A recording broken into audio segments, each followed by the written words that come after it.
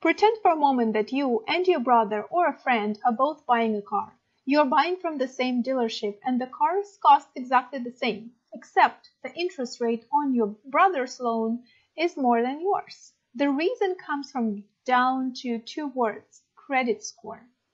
Since your brother has a lower credit score, let's assume that, he has to pay a higher interest rate to get the loan. He'll also have a higher monthly payment and end up paying a lot more for the car over the life of the loan. But credit scores don't just affect loans. They can also impact whether you can buy a cell phone, rent an apartment, get utilities without a deposit, and even get some jobs. So you need to understand how credit scoring works. A credit score is a snapshot of your credit worthiness at one point in time. Each time someone requests your score, the credit rather goes through three steps. First, collecting information from the three major credit reporting bureaus, Experian, TransUnion, and Equifax. 2. Comparing your credit history to the credit history of consumers with the similar profiles. 3. Adding or subtracting points from your score for each item that makes you more or less likely to repay a debt. Most people don't realize that they usually have 3 scores at any one time, one for each credit bureau, and those scores can vary a lot because some creditors do not report to all 3 agencies. That's very important. There is also something very important that I want to mention to you. Many websites and TV ads promise a free credit report, but there are strings attached, often agreeing to a subscription for a credit monitoring service, for example. The Fair Credit Reporting Act guarantees you one free report a year from each of the 3 major credit bureaus, and the only website authorized to provide it is annualcreditreport.com. However, you will have to pay a small fee if you want to see your FICO score. No one provides that for free. So what is the FICO score? While there are competitors, the FICO score is the most common credit score by far. The score ranges from 300 to 850. The chart below shows the 5 categories of information it draws on and the importance to the score of a typical borrower. So the payment history basically records, do you pay the information, whether or not you pay on time, your bills. Do you have any negative public records such as bankruptcy and legal actions for non-payment of debt? The older the negative items are, the better.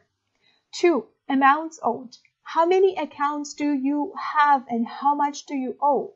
FICO also looks at how close you are to maxing out your accounts.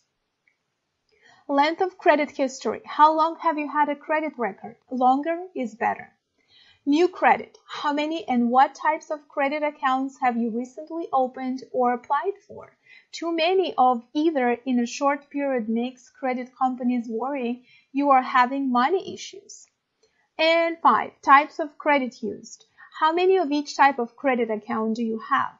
Types include major credit cards, store cards, installment loans, school loans, and mortgages. There is no magic number to strive for, but credit agencies like loans backed by collateral, such as car loans and mortgages, better than spending accounts like credit cards and store cards. 3 surprising moves that can sabotage your credit score, and this is very important to take a look at. So ironically, what seems like a smart move can actually work against you in the world of credit scoring. While how much it will hurt depends on your credit situation, here are 3 common mistakes to avoid. Transferring a balance to a new credit card. If you are transferring more than half the credit limit to the new card, they'll ding you for a high credit utilization ratio. Of course, simply getting a new card may hurt your score, especially if you have applied for several cards recently. Also, closing credit accounts.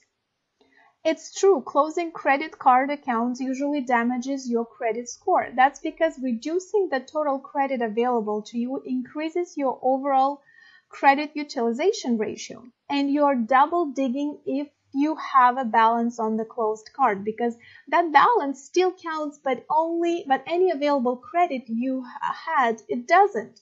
Also, if you're shortening your credit track record by closing an account you've had for a long time, another ding. Finally, remember that closed accounts still stay on your credit history for 7 to 10 years. 3. Not using credit card. That's a big one. Avoiding credit entirely is not good either. In fact, if you have no recent credit history, you may not even have a score. In that case, lenders usually assume you are high risk. If you have credit but never use it, you're not hurting your score, but you're not helping it either.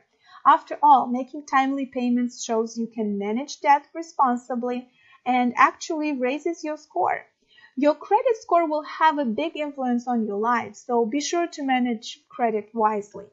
Thank you for watching. Please like, share, and comment under the video. Also, if you haven't done so yet, please subscribe to our channel. We will greatly appreciate that. Thank you.